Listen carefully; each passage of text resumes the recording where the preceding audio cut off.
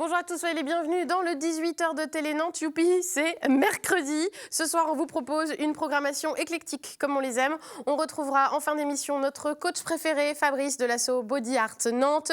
Une fois encore, il va vous faire bouger votre body, vous, devant votre petit écran. Moi, je peux pas. Je suis dispensée, j'ai un mot du médecin. Là, je pourrais peut-être pas faire les pompes avec lui. On va essayer quand même. Mais en tout cas, vous pourrez les faire et vous pourrez en faire aussi pendant le pont de l'Ascension puisque l'asso est mobilisé même les jours fériés. D'ailleurs, qu'est-ce que vous avez de prévu, vous, pendant ce pont qui démarre ce soir? Peut-être pas encore d'idées. Eh bien, ça tombe bien, parce que nous, on va vous en donner des idées, des derniers bons plans de dernière minute, des spectacles, des concerts, des barbecues, du gratuit, du payant. Il y en aura à peu près pour tous les goûts tout à l'heure. Mais pour commencer, je reçois Olivier Aguerre de l'INSEE. C'est l'institut spécialisé dans les statistiques, les études. Ils se sont penchés sur ce qu'on appelle les quartiers, pour faire vite, ceux où il y a une politique de la ville. Ils les ont passés à la loupe et ils ont quelques chiffres à nous donner. Le 18h de Télé Nantes du 4 mai peut démarrer tout de suite après la virgule.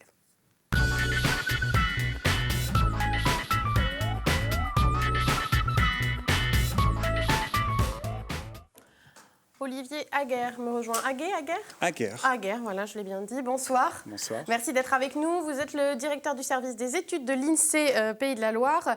Des études, vous en remettez régulièrement. Et là, il y en a une nouvelle qui a été publiée hier sur les quartiers politiques de la ville. C'est ce qu'on appelait avant les zones urbaines sensibles. On le sait que dans le domaine de la politique de la ville, il y a beaucoup d'abréviations. Mais les cartes ont été un peu rebattues récemment dans la législation. On parle donc de quartiers politiques de la ville. Dorénavant, c'était l'occasion aussi, voilà, pour vous, INSEE, de les regarder aussi avec ce nouveau périmètre et ces nouveaux usages, c'est ça ? Oui, tout à fait. On s'est aperçu que les quartiers, depuis 2014, ont évolué. Le gouvernement a décidé de recentrer l'action de l'État sur moins de quartiers que précédemment, mais sur les quartiers les plus en difficulté. Donc aujourd'hui, on a 1300 quartiers en France contre 2500 par le passé, mais ces quartiers sont les plus importants et concentrent donc la précarité dans les villes. Voilà, c'est ça aussi que vous avez plus particulièrement observé. Oui. Ce sont des chiffres, alors je le dis déjà, qui sont à l'échelle de la région Pays de la Loire. Ça concerne donc 46 quartiers politiques de la ville, 146 000 habitants, soit 10% de la population à l'échelle de la région. Et alors, un des enseignements de cette étude, c'est peut-être une première surprise aussi. Nous sommes dans une région qui se porte plutôt bien au niveau national en comparaison avec les autres régions. Économiquement, ça va plutôt pas mal, une région pas très pauvre. Et pourtant, nos quartiers politiques de la ville, eux, on pourrait dire, pour faire vite, sont un peu à la traîne en revanche. Oui, tout à fait. L'étude montre qu'on a seulement 4% de la population régionale qui est dans les quartiers politiques de la ville contre 8% au niveau national. Donc on a moins de population dans ces quartiers. On a une région moins pauvre globalement, donc c'est normal qu'on ait une population moins concentrée sur la pauvreté. Par contre, quand on regarde cette population, et je pourrais vous donner des éléments aussi sur la Loire-Atlantique ou sur Nantes, on voit quand même que ces populations sont particulièrement en difficulté, autant, voire même plus parfois que les quartiers des autres régions. Alors, justement, des chiffres déjà sur la Loire-Atlantique, sur Nantes et Saint-Nazaire. Je disais, c'est 10% de la population au niveau régional, mais c'est un peu moins aussi dans les grandes villes de notre département. Oui, tout à fait. Alors, on constate en Loire-Atlantique, c'est environ 9% de la population, 9-10%. Donc, les villes concernées sont Nantes, bien entendu, avec 15 quartiers concernés par la politique de la ville, notamment le quartier Bellevue, qui est le plus grand quartier de la région, considéré comme un quartier de la politique de la ville. À cheval sur Nantes et Saint-Herblain. Voilà, tout à fait. Il y a aussi Saint-Nazaire, et puis un quartier aussi à Châteaubriand. Donc voilà. Et puis sur Nantes, d'autres villes comme Orvaux, comme Rezé, sont aussi concernées par des quartiers de la politique de la ville. Ce qui représente à Nantes 7-8% du coup, c'est ça, voilà, de la population. Environ 45 000 habitants, et donc en effet 8% de la population. Oui. Et à Saint-Nazaire, c'est 6%. Voilà, c'est une faible part de la population qui est dans ces quartiers à Saint-Nazaire, donc ça fait environ 9 000 personnes. Voilà. Et alors, sur ces quartiers politiques de la ville, dans ces différents secteurs qu'on vient de mentionner, quels sont les critères que vous avez observés pour jauger justement de leur situation économique ? Alors, tout d'abord, ces critères sont définis sur un critère de revenu. Donc forcément, ces populations, enfin ces territoires concentrent des bas revenus puisqu'ils ont été définis pour contenir les populations à bas revenus. Donc on constate, par exemple, on calcule un taux de pauvreté. On voit que le taux de pauvreté dans ces quartiers est de l'ordre de 40%, donc 4 fois supérieur aux autres territoires de la région. Donc il y a une forte concentration de la pauvreté dite monétaire, donc à travers la mesure des revenus.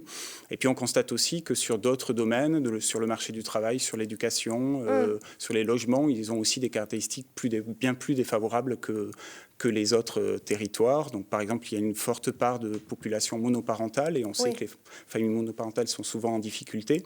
Donc, il y en a 2 à 3 fois plus.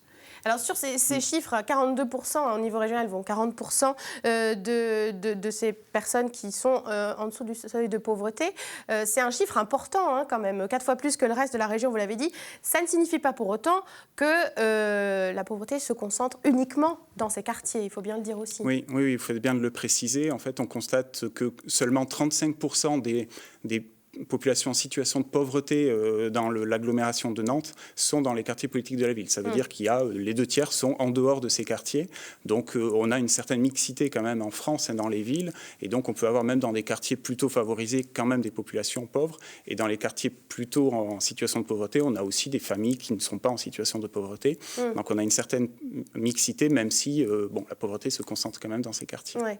Alors ça s'explique aussi par l'aspect logement, évidemment, puisque ce sont aussi dans ces quartiers-là que se concentrent les logements sociaux. C'est aussi ça. Oui, tout à fait. C'est parce qu'on a construit dans ces logements un certain nombre de logements sociaux que la population s'y est concentrée. Donc c'est d'ailleurs un levier important pour les politiques publiques de décider où mettre les logements sociaux et donc comment répartir la population en situation de pauvreté.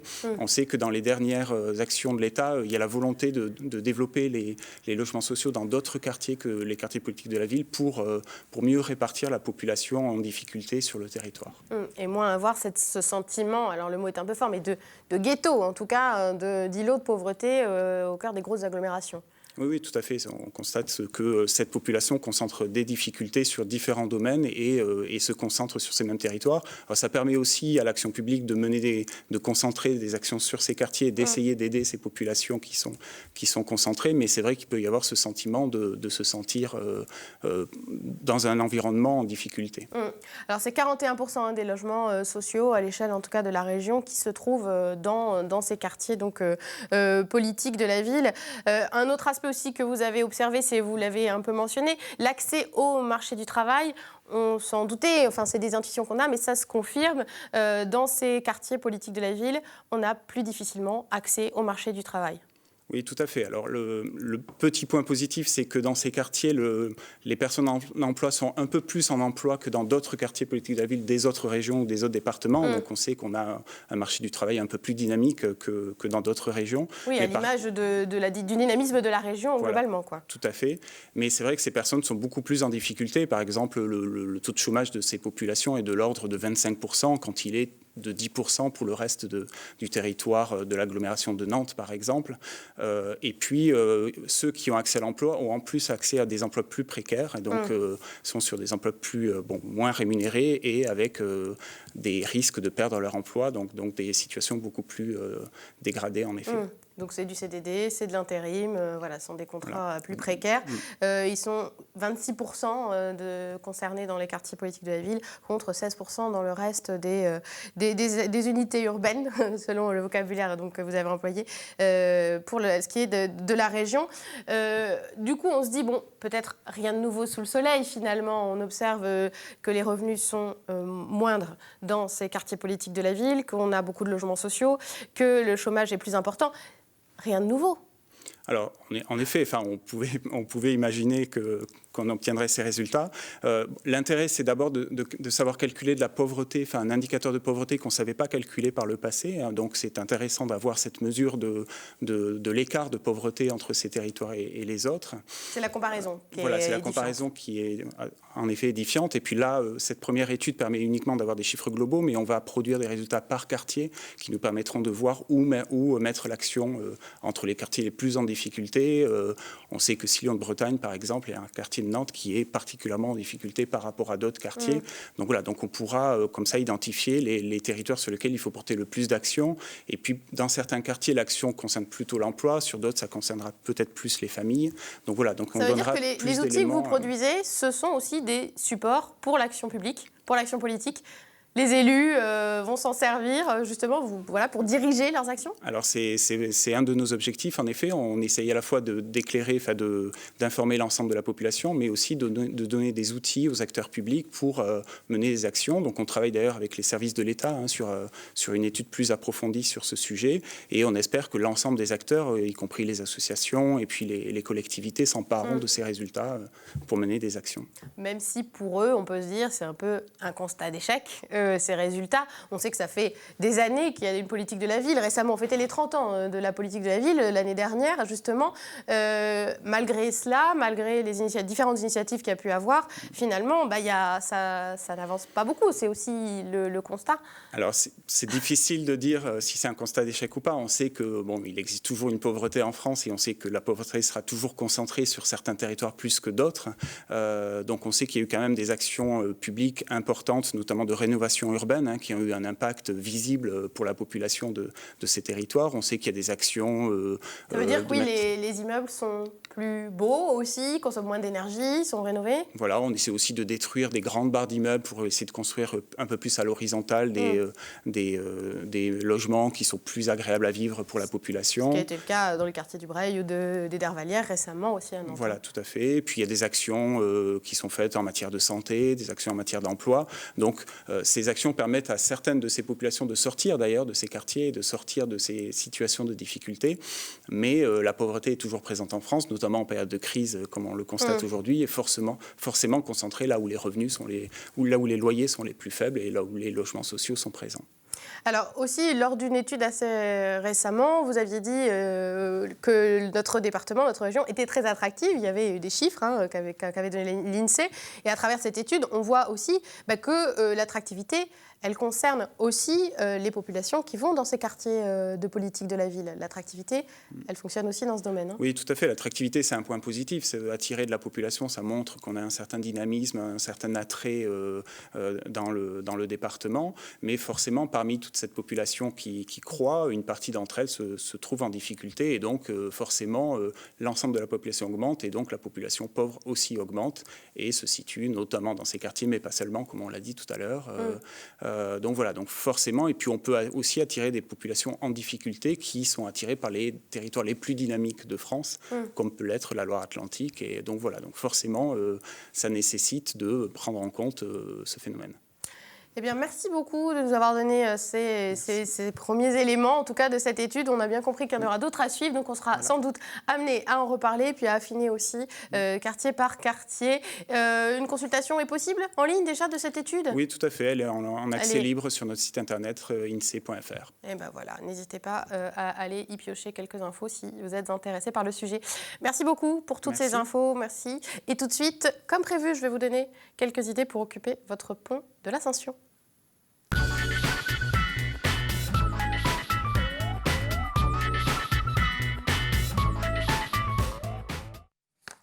Et oui, sans transition, tout de suite, que faire pendant ce pont de l'Ascension qui démarre ce soir, si vous avez de la chance, évidemment, de faire le pont et de ne pas travailler vendredi?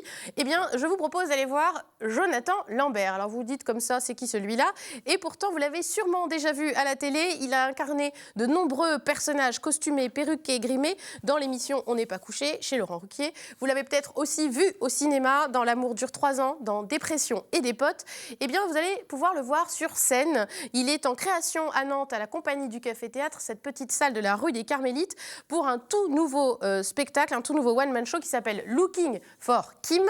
C'est un clin d'œil à Kim Jong-il et Kim Jong-un, les sympathiques dictateurs nord-coréens. Et donc, c'est un spectacle qui vous donne justement le manuel du parfait dictateur. Alors, comme je le disais, c'est en création, donc on n'a pas encore de vidéo à vous montrer de ce nouveau spectacle. Alors, je vous propose de voir ou revoir quelques morceaux choisis de son précédent one-man show. Ça s'appelait L'homme qui ne dort jamais. C'est bon les grosses olives noires comme ça. J'ai des olives grecques, ça, non? Comment? Des yeux de corbeau? C'est pour ça que je me disais, il n'y a pas de noyau. Puis surtout, sur les olives, habituellement, il n'y a pas de conjonctivite comme ça autour. Hein.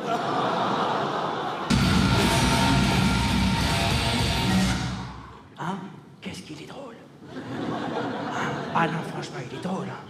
Non? Ah oui, moi, il me... Et puis, il est beau. Ah, il est beau, ça je le sais, parce que je le regarde chaque soir dans sa loge avant de prendre sa douche. Et pendant qu'il prend sa douche aussi.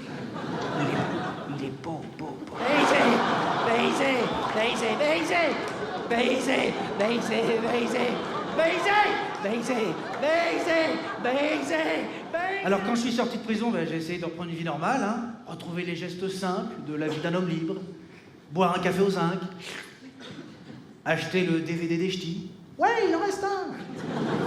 Et puis surtout, refaire l'amour. Pour la première fois. Merci, madame. Enfin, obrigado. Allez, ça rigole un petit peu en régie. Voilà, Jonathan Lambert en création à Nantes à la compagnie du Café Théâtre. Et justement, vos rires seront importants puisque c'est là-dessus qu'il se basera pour affiner son spectacle. Donc ça démarre ce soir et c'est jusqu'au 7 mai à 20h30 à la compagnie du Café Théâtre. C'est rue des Carmélites à Nantes, je le disais. 26 € la place et il en reste des places. Un plan gratuit désormais. Si je vous dis BPM, vous pensez battement par minute. C'est le vocabulaire qu'on utilise dans le milieu musical. Eh bien à Nantes, BPM, ça veut dire barbecue, parc, musique. Alors tout est dit, ou presque. Il s'agit de manger des grillades en se déhanchant les pieds dans l'herbe. La saison a repris dimanche dernier, le 1er mai. C'est une 3e saison. Et donc c'est tous les dimanches jusqu'à la fin du mois de juin. Vous pouvez assister à ces BPM. La prochaine date, donc c'est ce dimanche, le 8 mai. C'est au parc de la Roche, dans le quartier Malakoff. Et après, ça va tourner dans différents parcs. Au parc de l'Hippodrome, là comme on a vu sur les images de l'année dernière. Ou encore au parc du Crapa. C'est gratuit, c'est bonne ambiance. Vous pouvez donc amener votre repas, vous pourrez griller vos saucisses et vos brochettes sur place. Et attention, il faut être bien propre, car il faut que le parc soit aussi propre en partant que vous aimeriez le trouver en arrivant. Ne pas laisser de détritus. Et puis en même temps, donc, bonne ambiance avec des DJ, des sound systems, des concerts. C'est jusqu'au bout de la nuit, c'est de midi à minuit, c'est gratuit. Plus d'infos sur la page Facebook, ça s'appelle les mini BPM. Voilà. Et qui dit chaleur dit aussi rafraîchissement, dit glace. Et avec les beaux jours qui arrivent, vous avez peut-être envie de manger une glace. Une glace en Loire-Atlantique, c'est la fraiserie, bien entendu. Donc ce week-end, vous pourrez vous payer une glace. Mais encore mieux, vous pourrez aussi participer à la cueillette des fraises qui ont fait la renommée de la fraiserie à Pornic. La fraiserie vous propose de participer à la cueillette des fraises. Ça démarre ce samedi 7 mai. Ça va durer tout l'été jusqu'au mois de septembre. Il y a 2 sites. Il y a Pornic, bien entendu, 5 hectares de fraises. Mais aussi Saint-Julien de Concelles, où vous pouvez aller cueillir des fraises Marat des Bois, des syrafines, des gariguettes. Vous pouvez en prendre, il faut en prendre minimum 2,5 kg, donc c'est quand même une sacrée quantité. C'est plutôt pour les amateurs de confiture et ça coûte 5 € le kilo. 2,5 kg minimum pour aller cueillir des fraises. C'est le samedi de 9h à midi et aussi le mercredi de 9h à midi. Voilà, si vous voulez cueillir les bonnes fraises de la fraiserie, c'est le rendez-vous à ne pas manquer. Et tout de suite, comme promis, nous allons faire du sport avec notre coach. Il nous rejoint après la virgule.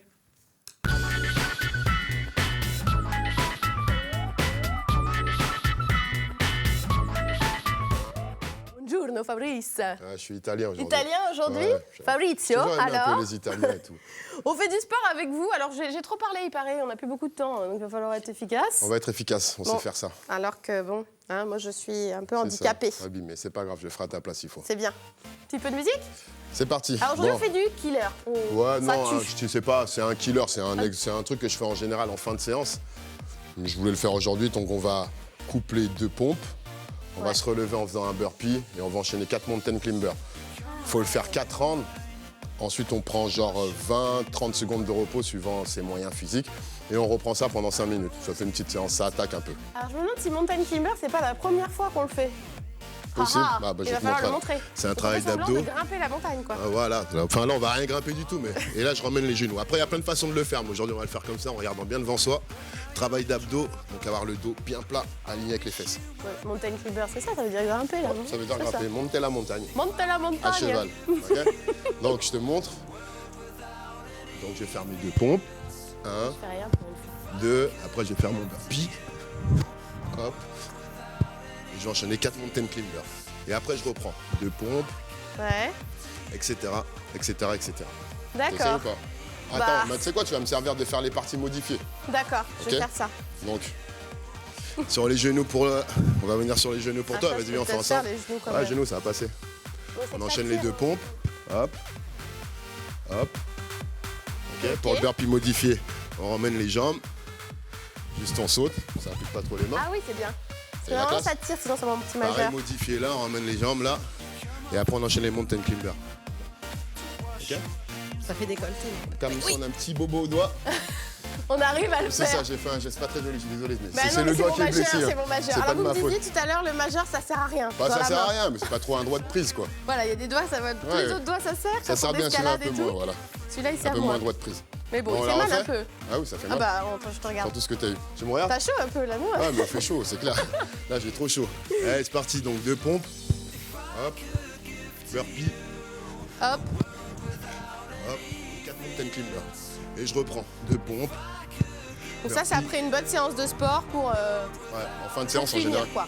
Pour se finir et après, Pour se repos. buter. Pour se buter, pour se killer. Voilà. On fait ça Exactement. 4 fois. On répète 4 fois. 20-30 secondes de pause. On reprend pendant 5 minutes. Et voilà, Ça et calme. on est bon. Ça calme, hein. Ça calme. Ça calme. Je suis Merci essoufflé, là. Fabrice déjà pour clair. ce petit killer. Et puis on donne rendez-vous évidemment Body Art. C'est le matin à la butte Sainte-Anne à 10h30, midi et demi au Jardin des Fonderies, 19h30 sous les nefs. Et objectif 1000 personnes le 27 juin. Prenez 27 rendez-vous. Voilà, 27 juin, 1000 personnes. Vous avez déjà fait plus de 600. Plus de Et 600 vous personnes. êtes capable de faire 1000 personnes. Voilà, Body On va Art. le faire. Athlète de rue. Merci beaucoup, Fabrice. Merci. Et puis À bon bientôt. pont de l'Ascension. À lundi. Merci. Salut.